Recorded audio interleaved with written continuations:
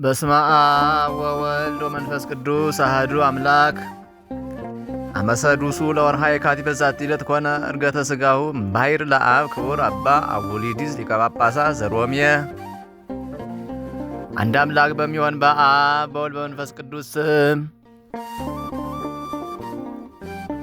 የካቲት 6 በዚች ቀን የዓለሙ መምህር የሆነ የሮሜ ሀገር ሊቀ ጳጳሳት የከበረ አባት አቡሊዲስ ሥጋው ከባሕር የወጣበት ነው። ይህም የከበረ በእውቀቱም ፍጹም የሆነ ሰው ነው። ከአባት አውክዮስም በኋላ ለሮም ሀገር ሊቀ ጳጳሳት ይሆን ዘንድ መንፈስ ቅዱስ መረጠው። ይህም የእስክንድርያ ሊቀ ጳጳሳት ከላድያኑ በተሾመበት በመጀመሪያው ዓመት ነው። ሕዝቡንም ከአረማውያን ጠባይ የሚጠብቃቸው የሚያስተምራቸውና በክብር ባለቤት በጌታችን በኢየሱስ ክርስቶስ ሃይማኖት የሚያጸናቸው ሆነ። በከሃዲው ንጉሥ በከላድያኖስ ዘንድ ዜናው ተሰማ። ይህንንም የከበረ አውሊድስን ይዞ በብዙ ግርፋትና ድብደባ አሰቃየው። ማሰቃየቱንም በሰለቸ ጊዜ በእግሮቹ ውስጥ ታላቅ ደንጊያ አስሮ ከጥልቅ ባሕር የካቲት 5 ቀን አሰጠመው። በማግስቱም ሲሆን የካቲት 6 በዛሬዋ ቀን የዚህ አባት ሥጋው በውሃ ላይ ተንሳፎ ተገኘ። ደንጊያውም በእግሮቹ ውስጥ እንደታሰረ ነበር። አንድ ምዕመን ሰው ወስዶ በእርሱ ዘንድ አኖረው፣ በከበሩ ልብሶችም ገንዞ ሰወረው።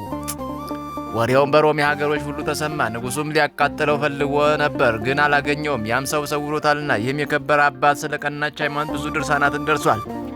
ከእርሳቸውም ስለ አካላዊ ቃል ሰው መሆንና ከኃጢአት በቀር በሥራው ሁሉ አንድ ባሕሪ ስለመሆኑ የደረሰው አለ። ዳግመኛም እግዚአብሔር የሚወደውን ስለ መሥራት የደረሳቸው ተግሣጻትና ትምህርቶች አሉ። ስለ ቤተ ክርስቲያንም ሕግ 38 መመሪያዎችን ሰርቷል። እሊህም በሁሉ አብያተ ክርስቲያናት ይገኛሉ። ለእግዚአብሔር ምስጋና ይሁን፣ እኛንም በዚህ አባት ጸሎት ይማረን፣ በረከቱም ከእኛ ጋር ትኖር ለዘላለሙ አሜን። ሰላም እብል ዕርገተ ሥጋሁ እምባሕር እንዘ እብን ክቡድ ውስተ እገሪሁ እሱር አቡሊዱስ ሊቅ ዘበትውልዱ ማእምር ያምጽ ሊተ በረከተ እምነገሪዛን ደብር ከመነዋየ ክብር በብዕል ያመጽ ሐመር። በዚህች ዕለት የከበሩ አቡቂርና ዮሐንስ 3 ደናግልም ከእናታቸው ከአትናስያ ጋር በሰማዕትነት አረፉ።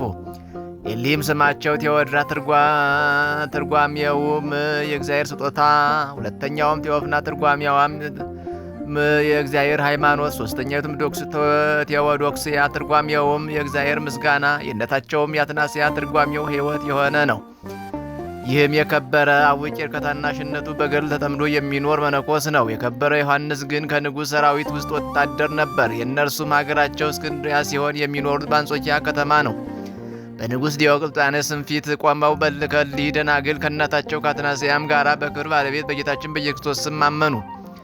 እርሱም ከወዴት እንደሆኑ ጠየቀ። በእስክንድርያ ሀገር እንደሆኑ በተረዳ ጊዜ ወደዚያ ይወስዷቸው ዘንድ አዘዘ። ወደ እስክንድርያ በደረሱ ጊዜ በመኮንኑ ፊት ቆመው በክብር ባለቤት በጌታችን በኢየሱስ ታመኑ። መኮንኑም ጽኑ ስቃይን አሰቃያቸው። ማሰቃየትንም በደከመ ጊዜ ራሶቻቸውን በሰይፍ እንዲቆርጡ አዘዘ። የከበረች አትናስያም ደናግል ልጆቿን በከበረ ስሙ ምስክር ሆነው ከሞቱ ለሰማያዊ ሙሽራ ክርስቶስ እነርሱ ሙሽሮች እንደሚሆኑ በማስረዳት ታጸናቸውና ታስታግሳቸው ነበር። እንዲሁም የከበረ አቡቂር በከበረች ሐዋርያዊት ቴክላ ላይ የደረሰውን መከራ ይገልጥላቸውና ያጸናቸው ነበር። ወታደሮችም ለባለ ሰይፍ በማከታተል አንዲቱን ከአንዲቱ በኋላ የሚያቀርቡ ሆኑ። ከዚያም እናታቸውን የከበሩ አቡቂርንና ዮሐንስን ቆረጡ። መኮንኑም ሥጋቸውን ለአራዊትና ለአዕዋፍ ይጥሉ ዘንድ አዘዘ። ምዕመናንም ሥጋቸውን በስውር ወሰዱ፣ በክብርም ገነዟቸው። የመከራውም ዘመን እስቲያልፍ በሳጥን አድርገው ሰወሯቸው።